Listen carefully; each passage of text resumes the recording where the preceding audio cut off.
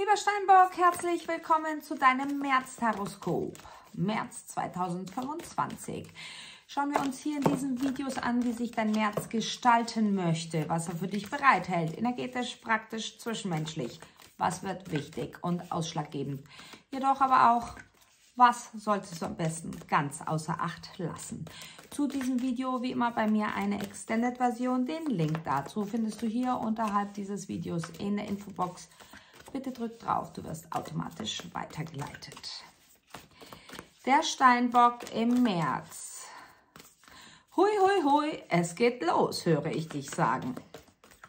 Ein Projekt darf starten. Es ist soweit.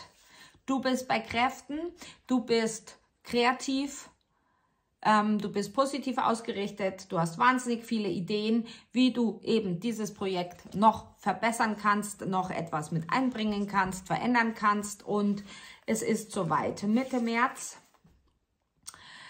ich höre um den 15. März herum, 15. bis 17. März geht es los. Du kommst in die Handlung bzw. das Projekt wird offiziell geboren. Wunderbar, wir haben 4 Themenkarten. 4 Themenkarten. So, das Projekt, das geboren wird. Du hast es mit deiner Kraft, deiner Selbstermächtigung geschafft, dorthin zu kommen, wo du heute bist und hast dich nicht aufhalten lassen. Vor allem nicht, wenn es um einen ganz bestimmten Menschen geht, wo du das Gefühl hast, dieser hält dich fest, dieser hält dich in den Händen fest. Wie als wenn man nach vorne preschen möchte und man doch hier hinten am Kragen festgehalten wird. Du hast allem getrotzt, du hast Umwege gefunden, Auswege gefunden und bist nun heute hier, um ein für alle Mal das, was dich verbindet, zu trennen. Du wirst gut möglich vermehrt schwarze Vögel sehen, also Raben, Krähen, Amseln, was gibt es noch an schwarzen Vögeln hier auf der Welt. Also du weißt schon, ganz egal welche Größe, sie werden dir vermehrt auffallen oder dort, wo du hinkommst, werden sie plötzlich auseinanderstoben. Aber vielleicht hast du auch einen ganz bestimmten Vogel, der auf deiner Fensterbank sitzt, beziehungsweise am Baum gegenüber und dir seine Botschaft trällert. Dann geht es noch um Materielles, vor allem speziell um den 13. März. Materielles, an dem du zu sehr festhältst. Diesmal ist tatsächlich Geld gemeint, an dem du zu sehr festhältst, beziehungsweise an einem fixen Gedanken diesbezüglich. Doch das Universum möchte, dass du das große Ganze siehst, dass du dich als großes Ganzes wahrnimmst und dass du tatsächlich, wie sagt man so schön, die Hosen fallen lässt. Das bedeutet, zeig dich so, wie du bist. Denn du bist positiv ausgerichtet, du bist guter Dinge, doch manchmal zeigst du dich so wie einst, zeigst du dich anpassend. Das muss wegfallen. Dann haben wir noch einen Menschen, der dir gute Miene zum bösen Spiel macht. Da gehen wir später noch einmal drauf ein. Jetzt schauen wir uns erst einmal an dein Hauptthema im März, welches dich begleiten wird. Und ich denke, du bist sehr, sehr gut darin, durch Stürme zu navigieren bzw. sie zu umfahren. Für diejenigen, die in letzter Zeit, vor allem in den letzten 8 Wochen, 8 Monaten, 8 Jahren unter Depressionen gelitten haben bzw. depressive Verstimmungen hatten, es wird besser, es darf besser werden, auch dank dieses neuen Projekts. Du hast ganze 3 Themenkarten.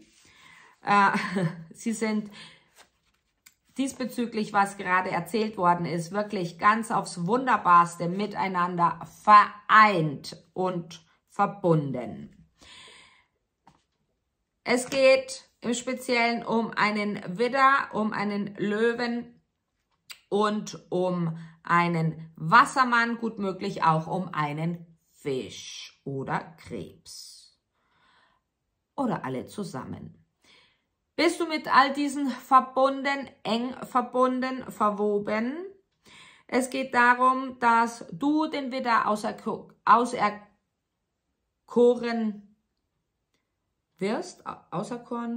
wirst, keine Ahnung, der Sound ist jetzt nicht gut, aber du weißt, was ich meine.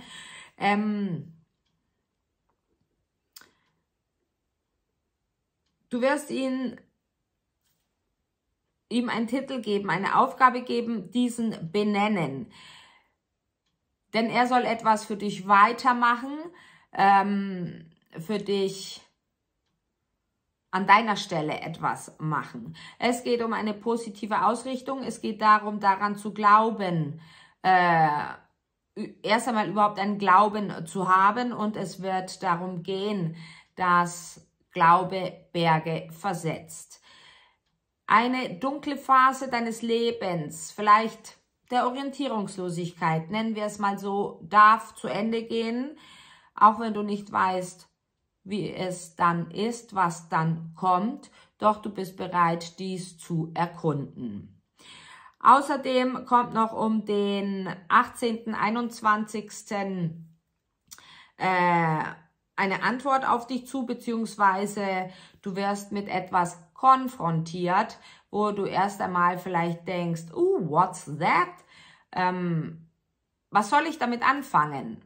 Lass, dass es sich entfaltet, du musst nicht reagieren, du musst nicht antworten. Lass es einfach mal stehen und beobachte. Wie oben so unten, wie innen so außen.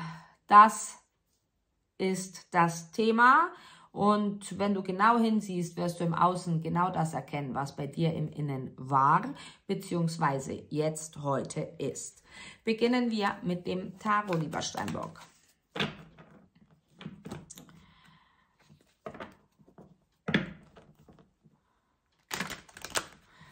Um den 11. März herum wirst du Momente haben, ihr kennt ja diesen Spruch, ich weiß nicht, ob ich heulen oder lachen soll, wirst du vielleicht innerlich sehr hin und her gerissen sein und zwiespältig sein,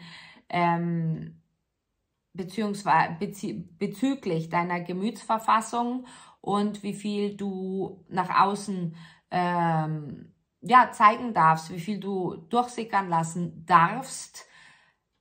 Du darfst alles. Es geschieht das, was du erlaubst. Was du dir erlaubst, lieber Steinbock.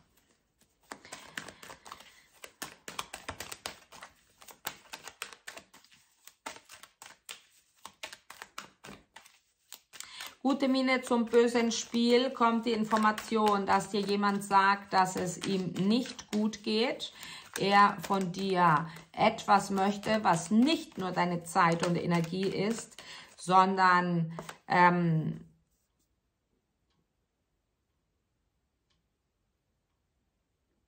es geht um Aufmerksamkeit.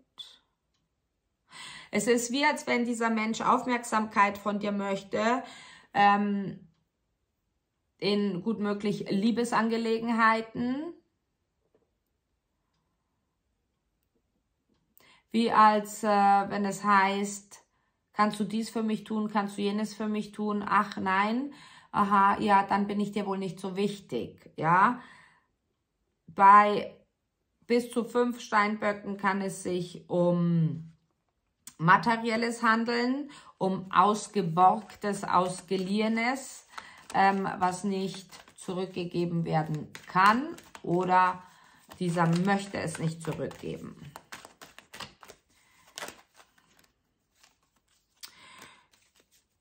Du wirst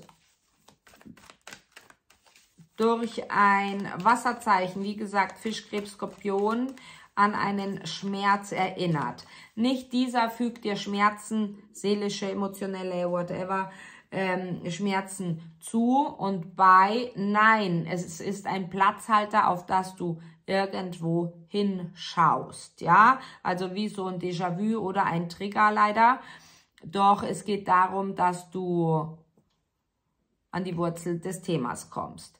Dann für diejenigen, die schon seit mindestens 3 Monaten, 3 Jahren an Herzproblemen leiden, beziehungsweise dort Herzrhythmusstörungen haben oder schon irgendeinen Eingriff am Herzen hatten. Dort im März kann es sein, dass ihr noch einmal eine Kontrolle machen müsst, beziehungsweise irgendwelche Spirenzchen da wahrnehmt und ja, euch noch einmal beraten lasst. Also für diejenigen, bei denen die Herzgesundheit irgendwie Thema ist, lasst bitte Double Check machen im März.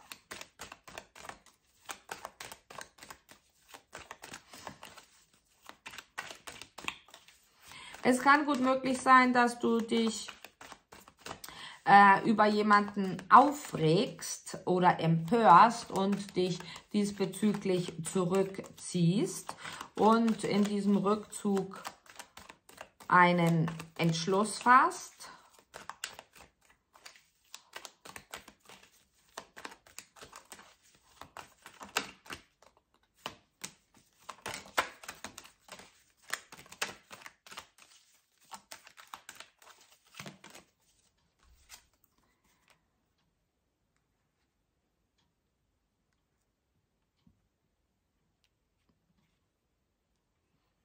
Überlege dir gut, wem du was gibst, wem du was mitteilst, denn es könnte auf irgendeine Art und Weise gegen dich verwendet werden, beziehungsweise du kriegst nicht mal ein Danke dafür. Ja, also gebe ohne zu erwarten, bitte, ansonsten wirst du eventuell enttäuscht sein können. Dann kommt eine Überraschung auf dich zu. Eine Überraschung, die gut möglich mit diesem Plan zu tun hat, der jetzt losgeht, der seine Geburt im Handeln hat. Und ich denke, es ist für dich wahnsinnig angenehm, sehr, sehr schön, auch auf der einen Seite auch sehr überraschend, dass es so einen guten Start hat. Vorsicht, jetzt kommt schon wieder, oh Gott, sorry, sie sagen für diejenigen, die an einem Flussufer, an einem Seeufer spazieren, wandern gehen, Vorsicht, tragt gutes Schuhwerk, ansonsten kann es sein, dass ihr euch den Knöchel irgendwie, den Fußknöchel verrenkt. Jemand möchte dir ihre Liebe kundtun. Es ist gut möglich, dass das mit einem Wasserzeichen zu tun hat, insbesondere mit einem Krebs. Und du bekommst nicht nur die Liebe kundgetan, sondern du bekommst gesagt, auf und davon mit mir, flüchten wir der Liebe entgegen, flüchten wir aus dem Alltag und haben nur noch uns. Wow. Du vermisst jemanden sehr, jemanden gut möglich aus dem Jenseits bereits, der viel zu früh, in deinen Augen viel zu früh gehen musste. Dort kann es sein, dass du beim nächsten Vollmond jetzt im März einen Traum hast, diesem begegnest im Traum, dieser Energie und ja, ihr tatsächlich miteinander reden werdet im Traum.